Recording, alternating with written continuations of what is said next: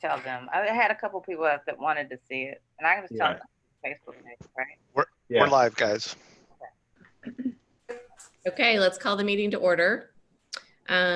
First thing, do we have a motion to approve the agenda? I'll make a motion to approve the agenda.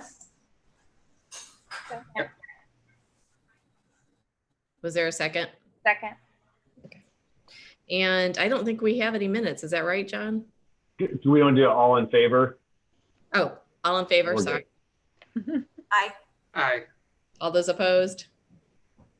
Okay. We do not, Joe. Okay, so I guess we are moving into the big John Simpson. Yeah. We wanted to, as the board had asked last time to come back, we had presented on our desire to have a director of diversity, equity, and inclusion in the school system, feeling like it would benefit the school system, the children of the system, the adults of the system, to have somebody to provide that leadership and support in that area, while we believe that each of us in the school system, all 900 staff members, is responsible for being champions for diversity, equity, inclusion, that there would be a benefit in having somebody whose role was exclusively championing it, as well as each of us as we look to move forward from where we are. Also looking for somebody, as we are doing the systemic work, who could support each of the systems in advancing. So we, Sandy and I and my leadership team, some of the members of my leadership team, worked to develop this particular proposal. We thought about the position, we thought about and we considered other job descriptions. Right now in St. Louis County, you'll only find a similar positions in public schools in Rockwood and Parkway. Those positions are different than they would be in Webster, but there were some similarities. So we asked for job descriptions from those districts, as well as talk to some of the leadership there.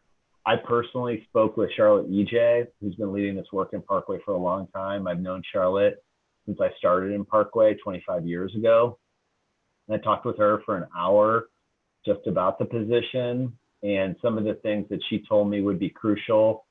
Both Parkway and Rockwood were like, yes, the position's fantastic, it's wonderful. Rockwood's had it for 25 plus years. Parkway's not too far behind that. Charlotte, when I talked to her, some of the essential characteristics she said, and the person that we look to hire is finding somebody that can respectfully challenge and push people to the edge with their own learning and practice, but it's critical not to push them over, especially knowing that people are in different stages of the journey, and you want to be able to keep coming back to people to continue to support and encourage and also to push. She mentioned it's really important to find somebody who can lead people in healing, given the harm and the hurt that many people who have, especially people of color or people in marginalized groups who have been in systems where they have not been seen or supported to the level they should, how they're supporting people and healing, and also making sure that you found somebody that's healed themselves or is in a good spot themselves. She mentioned, let's see, what did she say? Throughout her stories that she was sharing with me, it's critical to find somebody who can interact with all kinds of people, regardless of what their stance is, regardless of their age, regardless of anything. And she referenced a lot of different groups that she supported. She has been involved in numerous efforts to come in and support students and staff who have spoken or done harmful actions, stressing over and over again that while sometimes punitive, and those weren't her words, discipline is necessary, it's really important to help people learn and grow.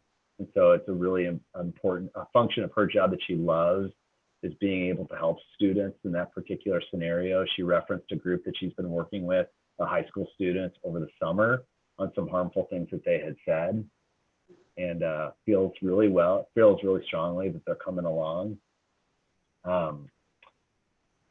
She also talked about it's important to try in with different people, with everybody, get to the why of why they feel why they do.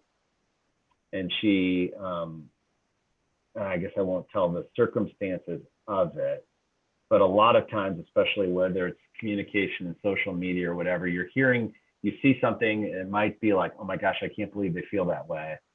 But until you maybe take the time to get to know them a little bit, or get to the levels or layers below, you understand what's at the source, what's at the core of what's on that surface. Why they said that, what's their current stance. And so I believe that's important. She gave some different scenarios. She gave some different trainings that she uses, happy to share them. So this position, we highlighted some of those things. So John, I apologize because I joined late. Who is, I've heard the description, who is she? She's a head of this work in Parkway. I don't remember her formal. Thank you. Okay, Yeah. That's great. Thanks a lot. Yeah. Sorry about that. Yeah. So this person would serve as a liaison from the district to students, staff, families, and stakeholders on matters related to diversity, equity, inclusion. We talked about this as being an important component, that people know who to go to if they're feeling a certain way or they experience something, and maybe they, for whatever reason, they don't, whether it's not having a trusted adult or they just don't know how to go to somebody, this person could help serve in that role. Again, while this responsibility of creating an equitable school system is all of our responsibilities, somebody who could work in tandem with each of our leaders, both at the district and building level, to further our work, as well as teachers, as well as people who are actually doing the work. So somebody, in order to do that, she stressed over and over again, Charlotte did, and it's something we had thought about in advance, is being in spaces with people. That if you are just coming in with a title and you're not in spaces with people, it's not going to have the same effect. And a lot of that is because of the relational aspect of the work. And then I won't go. I mean, you each had a chance to see some of these. Just stressing again that we're looking for somebody who's an active, a listener, somebody that could help lead development or organize development. Now we realize that some people are going to come with different skill sets. Some people may have been presenting for a long time. It's more comfortable for them. Others may not be as comfortable being in front of 50, 100, 200, but they may be very skilled at leading small group development. So regardless, making sure that our staff and our students, as well as our families, get the type of development they need, whether they're facilitating or whether they're finding people to facilitate. Sandy, anything you want to add? The one thing I did want to talk about, because I know this kind of question had come up. We did not, as far as after consultation, after thinking about it, we did not make education experience in schools mandatory or required. A lot of our job descriptions speak to the benefit of having an experience in education. But we did not want to preclude anybody who's got extensive experience in this work in other systems from applying or us considering them. Sandy, you want to jump in? Anything else? Yeah, I just wanted to note that we really looked at it and not having a position like this in our system and having very minimal things to kind of pull from school systems that are similar to ours. We were really trying to define and develop a job description that was not, from a person that's doing this work, going to be seen as, oh, they're asking me to come in and save the world, right? Like we put everything in there, like just dumped it all in a pot. We did want to create one that was realistic to the work that a person could do, A, and then B, also spoke to what we believe that we are in need of. And we did kind of vet this with some teachers of color and kind of process through with them as well as we looked through this. So we believe we are trying to get at the heart of what the role will be, and knowing that understanding school and school systems is imperative, absolutely. But there are some things that we believe that we can definitively teach, and there are some skills that this person has to have that you can't teach. Some of this stuff is going to be things that they have to display and know and show us over time. So, of course, this is not rock solid as far as not, of course, if you guys have feedback, there's definitively room there, but that's kind of the lens that we came from in trying to define and grasp something that really spoke to that.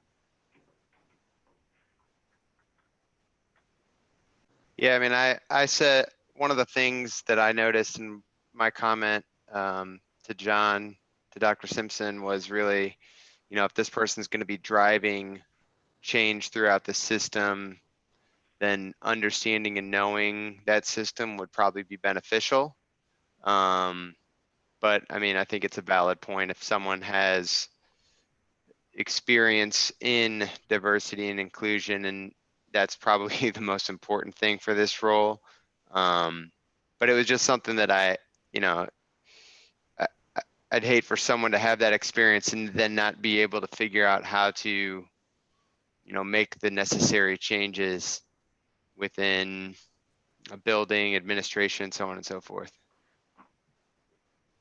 Yeah, excellent point. We did, even with when we were tossing this back and forth, like that came up several times. Do you mandate it? Does the person need to have certification? Are there certain things that the person needs to have in an education setting? Do we need to put that on there? We hope that we kind of spoke to it. Like, even if you read through some of that, you got to know school, when you read through that, but then that one section, there is a section that says strong preference for this to be within an education setting. Like, those are things that we're looking for, but we also know that some people doing this work, there's not a lot of school districts that have the opportunity for them to do it within a school district, and so, when we were thinking that through, if we can't really find job descriptions in school districts, if these positions really don't exist in a school environment at our level, then really would we be limiting our pool when that does still provide for people who are in a school environment and others, right, with that experience. But excellent point. And we'll see when we get the applicants, right? Like what it yields, hoping that it will definitively yield a really good pool. But this is our first time applying, having this type of position, so we don't really know what to expect in that pool. So excited, but nervous at the same time. I have a question, and I know since this is a new position, how does central office plan to support this position? Like, since it's completely brand new, this person would be coming in and making whatever plans they're going to be making. How are they going to kind of have free reign? Are there certain things, like how is central office planning on supporting this person?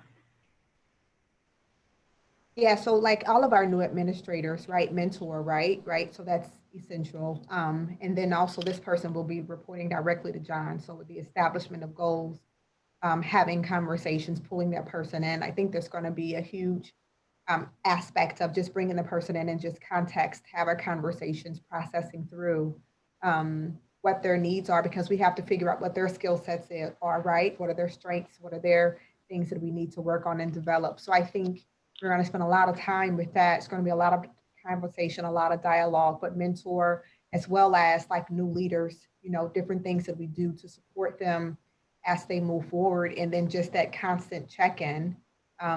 So we will definitively be here to support the person.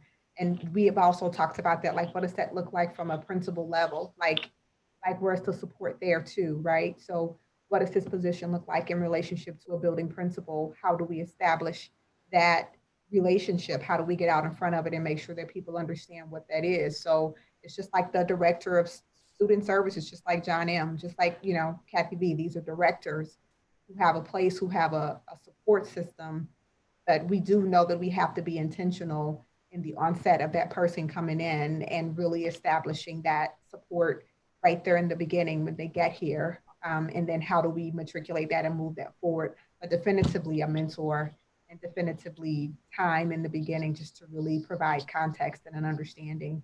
I'm sure John, when he meets with all of us as administrators, we establish goals. He establishes things that he definitively wants us to work on and do. And I think that'll be clear from him. They will get those directives from him. And then he will let us know how we are supporting that person as they walk throughout and figure it out. But we will have to figure out the new normal with regard to that position and how that feels on a day-to-day basis.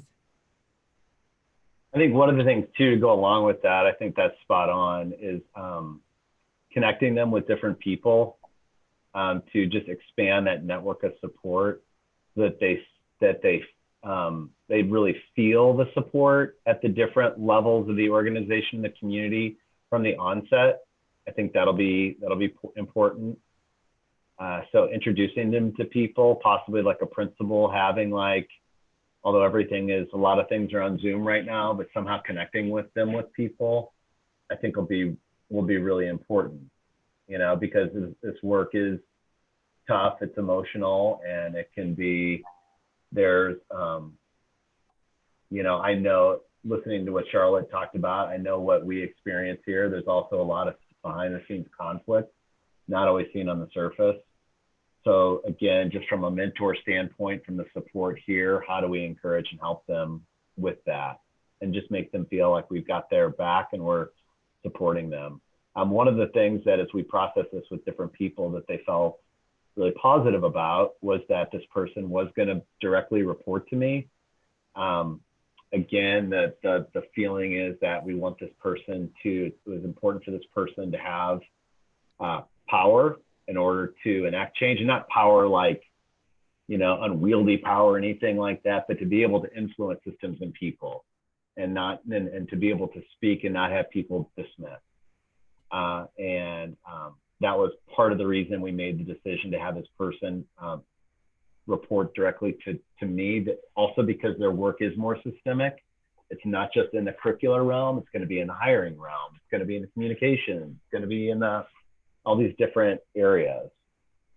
So, and their placement is they're going to be, if you were ever upstairs in my office recently where Bruce was. So they're going to be up here with Jason, Kathy, and all of us up here up top. So there's going to be round the clock talking and laughing and fun too, but we'll get to know each other pretty well. Because my concern is the inevitable pushback that will come.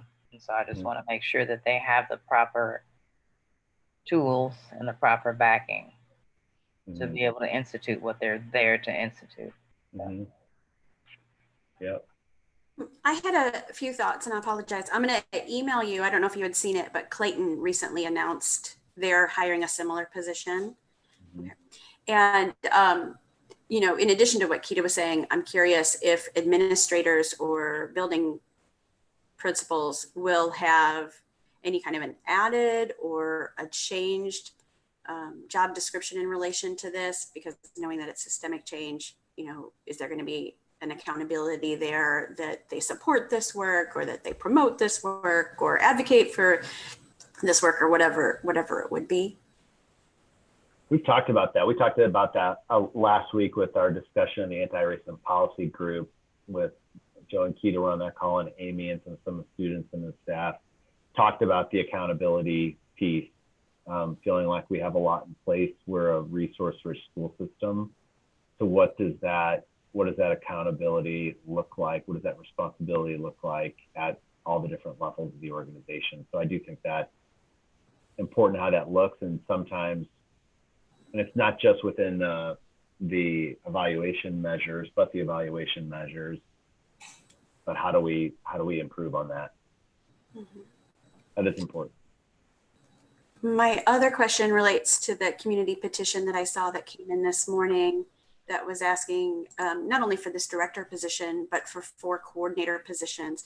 Is that something that you've talked about, thought about, that's something that could be considered in the future, or no? I think anything, I mean, maybe in the future. I think right now we're I think having a director is the first step, and seeing a pretty big step, in my opinion. It's a costly step. The base salary for this position will be $98,986 for somebody that doesn't that comes in. So at this point, again, we have to be, while we try to make decisions that are good for the organization, we have a responsibility to a budget. There's a lot of positions that we would like to hire right now, but it's something at some point that we could consider for how those coordinator positions would even look. I hadn't heard, but. How do we, so this might kind of fall in line with, well, maybe not, so I'll just stop there, but how do we measure success of this position year over year?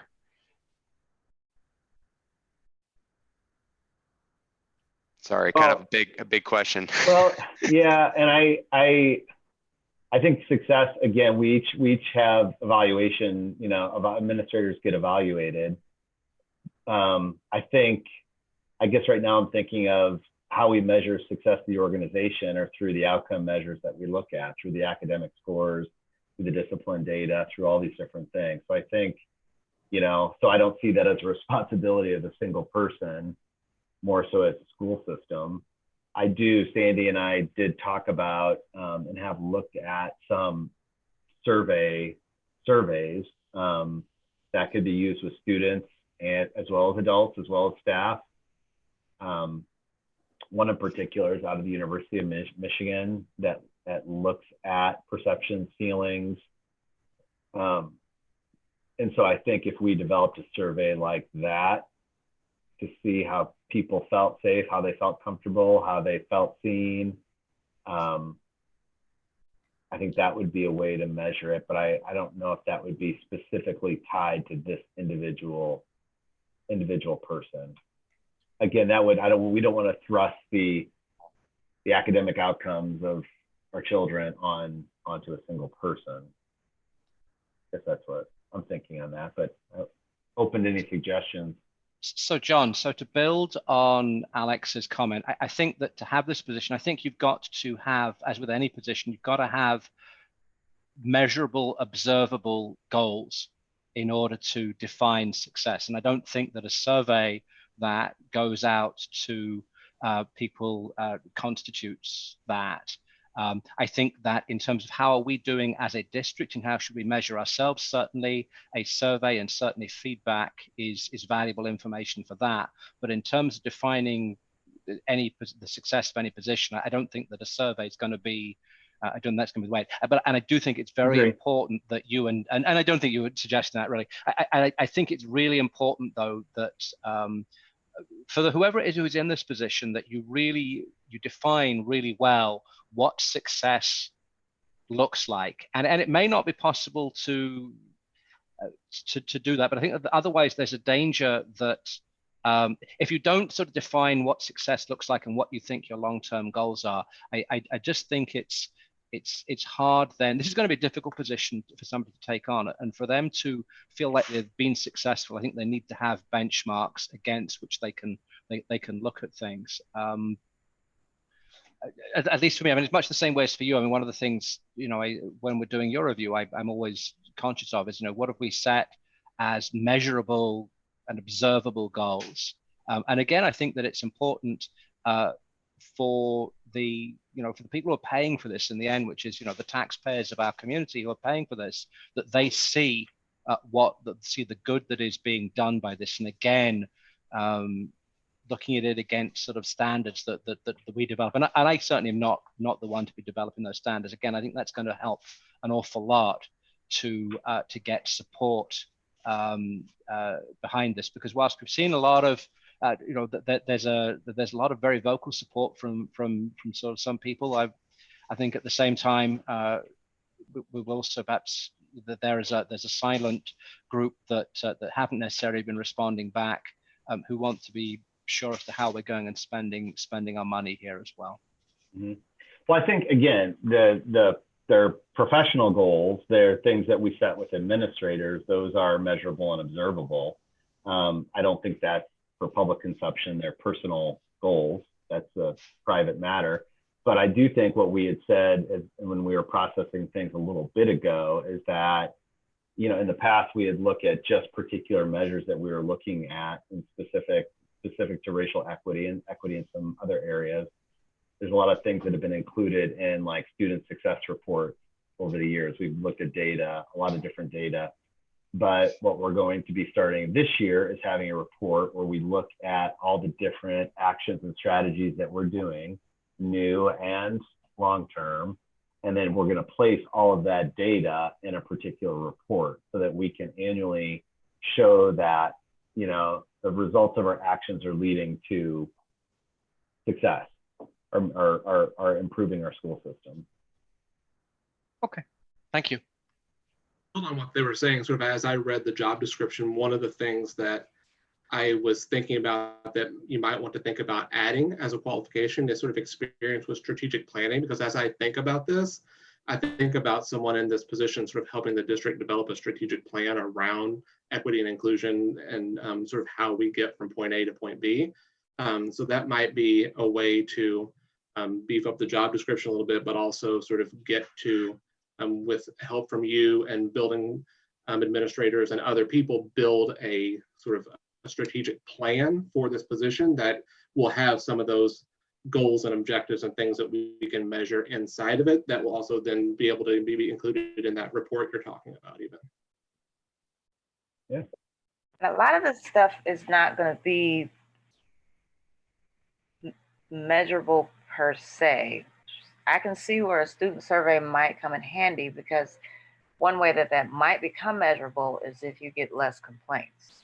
You know what I'm saying? So if there's less reports of incidents, less complaints of whatever, that could be one way. But a lot of the stuff is not. There's not a lot of it is. It would be hard to. I don't know. I can see whether a survey could help. I get what you're saying, David, but I can kind of see where a survey could also help in that area. Yeah, but I mean, wouldn't you expect, I mean, I'm just going to throw random things out here, but like over time, you would hope that, you know, grade disparities would start to, you know, decrease or equalize, if you will, I don't know, or in school and suspensions might decrease. I mean, there's some things that we could maybe tie to it that are a little bit more measurable. I also understand that putting that all on one person is probably not fair, but there's probably ways in which you can, yeah, and I don't know, again, I'm speaking generally here, so. Well, one thing that's important there is to make sure that whatever goals you have for this position are also tied in with the superintendent's goals, so that our employee is the superintendent and this person reports to the superintendent. So the way that we as a board define and measure that is by making sure it's a part of the superintendent's goals, and in consultation with, you know, with John, we work out that, yeah, the goals he set for that person underneath him, which we're then going to ultimately look at, meet what it is we're trying to do. Which the district as a whole, if those things like Alex, what you were mentioning, like less disciplinary measures or whatever, however that ends up shaking out, then the district as a whole, I would guess that would.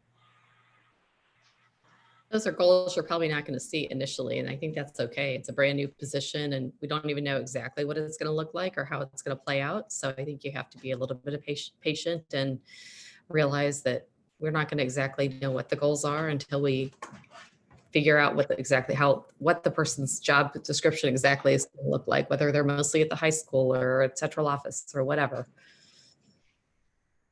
That's a good. And actually, I mean, almost what that suggests is that one of the things we should be doing is whoever the person in the position, one of the things almost, and perhaps it's initially it's part of the interview process, but then when we make the hire, I guess we have to prove the position first.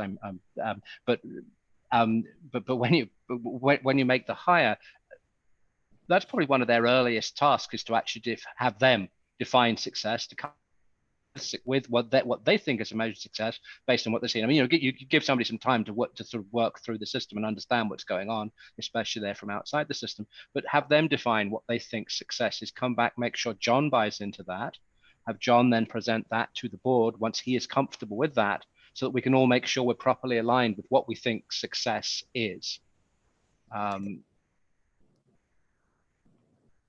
Yeah, because I mean, again, we're looking for somebody with experience. So it's experience that I don't have, you know. So this person hopefully is coming in with some experience, you know, that leading this work. And to the point is they have different strategies, goals, possibly processes for how they look to achieve outcomes. And I think there's value in both survey data, because if our kids are feeling more included, more supported, more comfortable reporting, all these different things, then the outcome data, the traditional outcome data, which needs to move, they should be going in tandem. If they don't, what's amiss here? But they should be working together. And any thoughts on how we go about hiring? Like normally you're advertising obviously for people with educational experience. Any thoughts on where you look to advertise for this position? Anything? Andy, you want to share on that? I see your screen coming back on. It's moving slow. Great question, Joe. So we have tapped into a couple of not just school-wide, like MoReap. Those are our typical things, MoReap, and then we'll use our regular application system. But we do have connections with universities, so we'll be sending it to like their departments and processing it through them, as well as putting it on Indeed. Indeed has really proven to get our postings out there, and it's free. Okay. So that's been another great avenue to reach people that are not just education people, right? But they're, you know, just kind of all over. And then we do have several email groups that we send it to. And we push it out that way, and that has really yielded something. But this is something that I'm going to watch and monitor. We're probably going to have it out there for, I'd say, at minimum 2 weeks, maybe nearer, you know, maybe knocking on 3 a little bit, but we don't want to belabor the point. So I'll be watching that. You know, if it's slow, if we're not getting anybody, you know, if we need to invest some money to get it into some other avenues, we will. But that'll be our goal, to kind of put it out there in those broader senses as we post. And then just see if things just kind of start trickling in, what that'll look like or feel like. Sandy, I'd be happy to help you get it into WashU. We have 2 separate databases. We have the MBA, which would reach MBA/MSW students, and new graduates, as well as then the traditional graduate, undergraduate career database. To Alan's earlier point, I just wanted to mention that on the Clayton one, and I'm trying to find it again, they have systems thinker who understands how the different departments align in order to make substantive sorry, I'm on vacation, change. So maybe there's something there along with strategic planning that he mentioned. I think that might be a good idea. The other question I have, that as I've been listening to this discussion, I've been thinking about, and then going back again to the petition that I saw that came this morning, something else that they mentioned was resources, money. And I'm curious, is this person going to have a departmental budget? Are they going to have resources available to them? That's something that we still have to figure out. Our budget lines have already been set prior to this position, but that's something that we're going to have to figure out what the needs are. Certainly, they will have access to some money. We just have to figure out where that comes from and how do we do that. But again, something like for example, from a professional development standpoint, that money has typically come from the C&I budget, from the learning budget, Jason's budget. So that obviously that's the bulk of it, but we've talked about how to better partner with our different, with interdepartmentally with that professional development and the role that this person can play in helping support that coordination and that development. So, but right now we don't have a line per se, but we're trying to move fast with a lot of different things right now. We'll figure that out. Thank you. Yeah, good question. This position is, I think, I mean, I know that, now that I think they've probably got on the bandwagon, whether they were before us or after us, I don't know, but I mean, it's relatively unique in certainly in the state. So I would think as long as you leave it out there long enough, you're going to get some word of mouth that's going to go around about this. I just think I'd encourage you. Whilst we certainly need to fill it, I would encourage you to keep it open as long as you need to get sort of the quality of applicants that you're looking for. The idea that you can fill something like this and you can get all the people who'll be good in 2 weeks, I mean, that astounds me. I mean, I would have thought that it's going to take probably longer than that, just because if in the first couple of weeks this sort of filters into sort of, systems that I suspect exist, and sort of get the word of mouth out there to sort of get people interested in applying for these for this. So I'd much rather you waited a little, got a really good pool of applicants than we rushed to go and fill it quickly. We obviously want to get it filled as soon as we can, but I mean, especially with, we don't even know when and how schools are going back right now. And we don't know the environment people are sort of coming from. I'd rather give people a little bit more time, if we possibly can, just to make sure we get the best quality of applicants. Absolutely. Mm-hmm.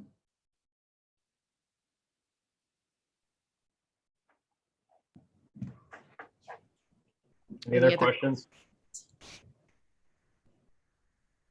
Just a question about the salary that you've pegged this at. I know that you've used sort of what we have in terms of sort of administrative salaries for that. Do we have any sense as to, and so my understanding is really the only positions that exist like this are ones that exist in universities and tend to be, therefore it's often going to be much bigger in environments and whatever. Do we have a sense as to where that needs to come? And obviously then you've got, the benefits are, I'm presuming this person is entitled to the same benefits that anybody else within the system would be entitled to. So I mean, there's a significant value obviously to those as well.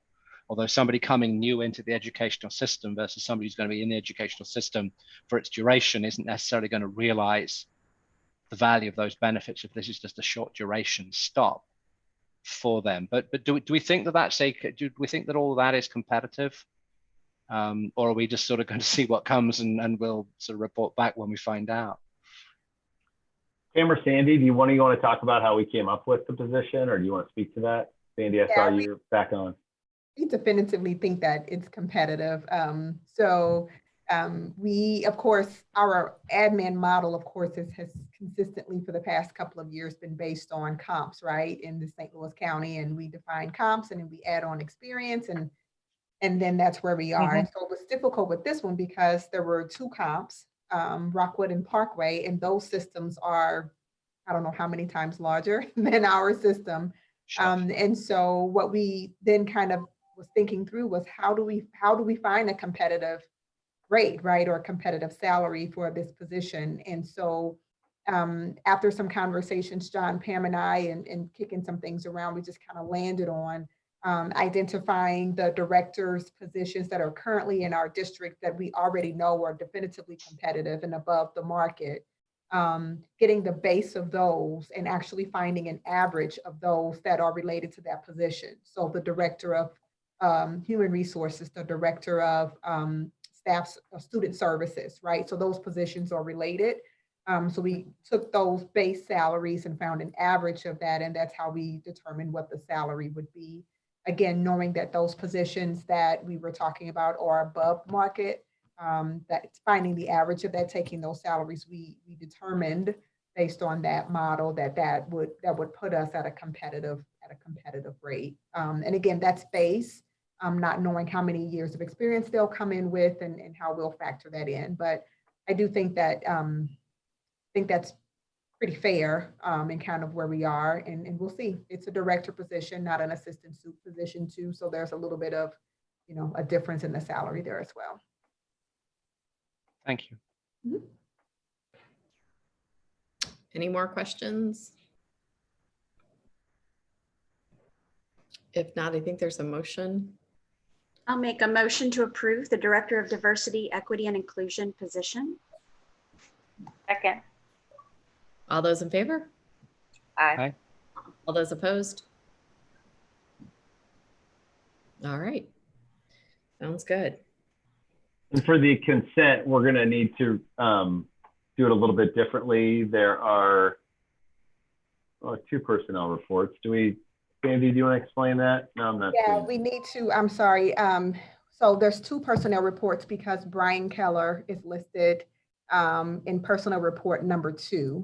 So we should have had 2 separate motions, one to approve personnel report number 1, and then the second one to approve the personnel report number 2, which Christine, if you can abstain from number 2, as that one only has Brian Keller on there. But you can definitely definitively, if you're comfortable voting on the first one, first personnel report. So it should be 2 separate items. I apologize for that. It should be personnel report number 1, approving that one, and then approving personnel report number 2. Do you want to make a motion? Well, go ahead. Well, do you need to, since you need to abstain, or does that matter? Or do you just say that afterwards? Well, Well, you can just abstain throughout as well. If you just abstain from it, unless it comes down, unless the vote's going to sit on a knife edge, which seems unlikely, you can just abstain throughout, and it avoids any confusion. if that would make it easier, I can do that. So then make a motion to approve consent agenda, should I say 3.02A and 3.02B? Would that suffice? And 3.03 and 3.04. There a second? Second. All those in favor? Aye. Aye. Opposed? Abstentions. Abstentions? Abstention. Abstain. Okay. All right. Then can we get a motion to recess into executive session? So moved. Second. And that's for the purposes of discussing personnel. Yes, for the purposes of. Roll call, Sherry? Mrs. Dowell, Yes. Mr. Addison, Yes. Ms. Keller, Yes. Mr. Khan, Yes. Ms. Quinn, Yes. and Mr. Todd. Yes. All right. Okay, you doing your thing? Here we go. Give me a second.